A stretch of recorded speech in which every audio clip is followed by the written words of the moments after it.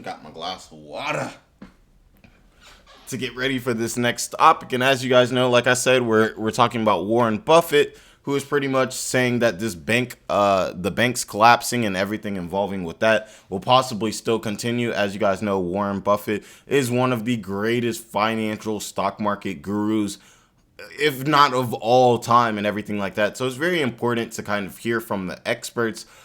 He's like a top level expert, if not the best expert on one of these types of topics. So it's very interesting to see what he'll have to say, and hopefully that can give us an idea on not only how the richer banks like SVB, which collapsed, and rich people pulled out their money, which caused kind of like a panic in a whole bunch of other banks. Their stock shares prices went down and valuation went down and everything like that. So what he says actually will mean a lot for the future. There's probably a lot of people who have their money in a bank, and they might be looking to what Warren Buffett is saying to decide how they want to move in the future. So I'm not going to hold you guys up, and let's go ahead and get into this article, guys. Take a sip of water, you know what I'm saying?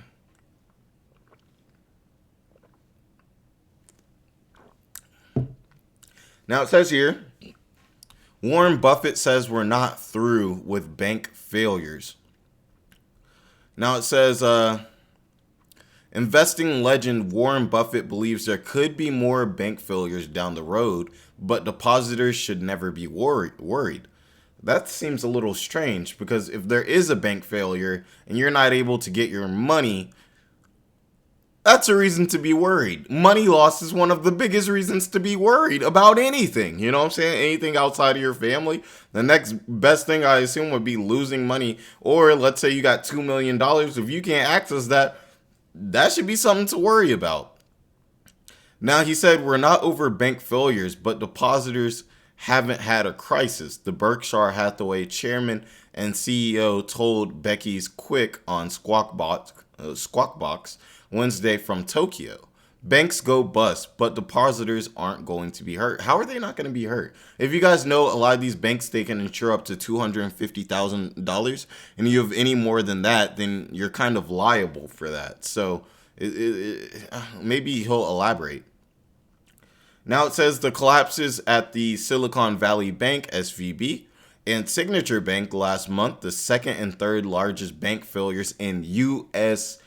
history, people, respectively prompted extraordinary rescue actions from regulators who backstopped all deposits in the failed lenders and provided an additional funding facility for troubled banks.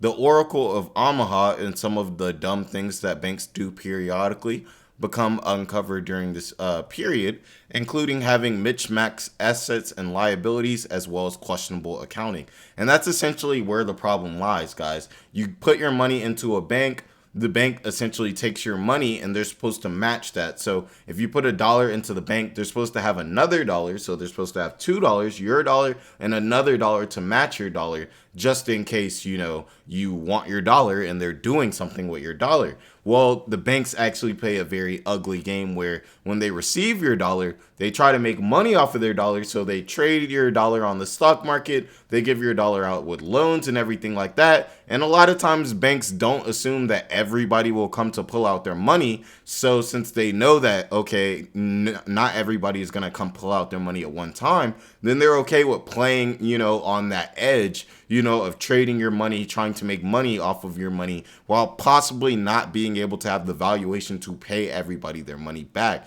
And that's really why this becomes such an issue. But when that gets exposed, everyone panics. They come to pull out their money, and then the bank and their accountants are like, we can't necessarily access that money, which means the people can't access their money, which makes them panic, which makes other people go try to grab their money, which makes the entire situation even worse. And then it becomes a cycle, until the U.S. government does something ugly, like then choose to bail out these banks, which we've seen happen. Now it says banks have been tempted to do that forever.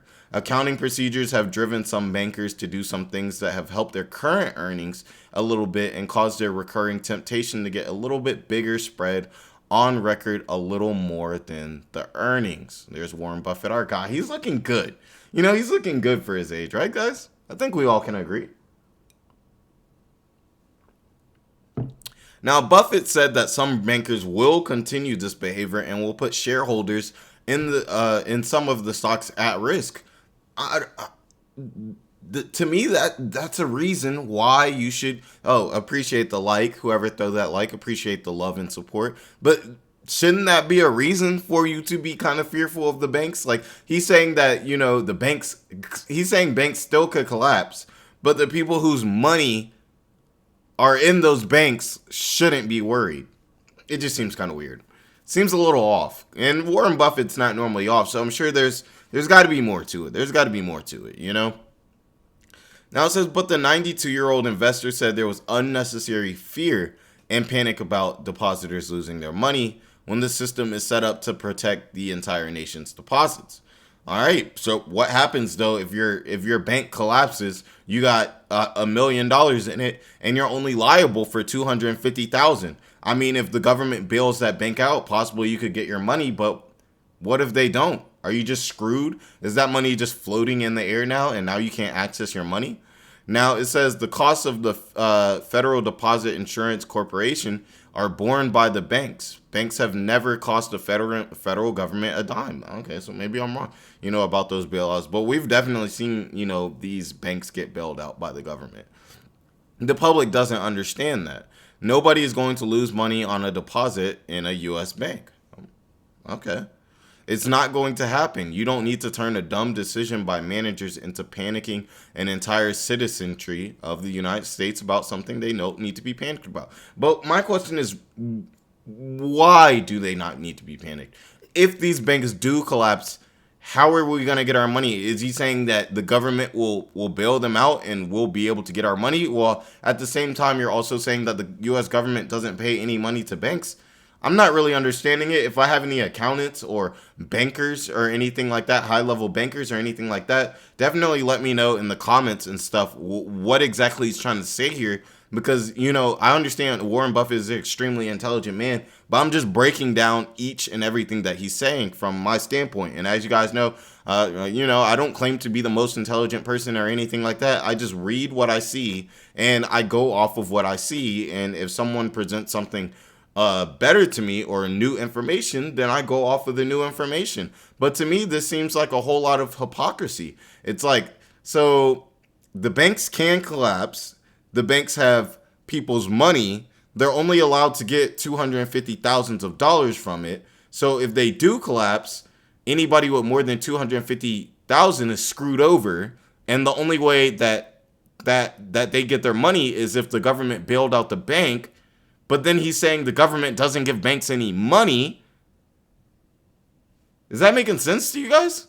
It's not making sense to me.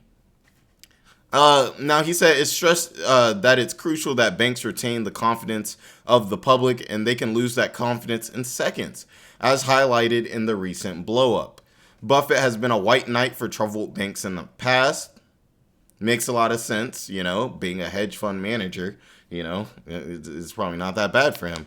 He famously came to Goldman Sachs' rescue with the $5 billion cash infusion after the collapse of Lehman Brothers in 2008. He injected $5 billion into the then beleaguered Bank of America in a major show of faith.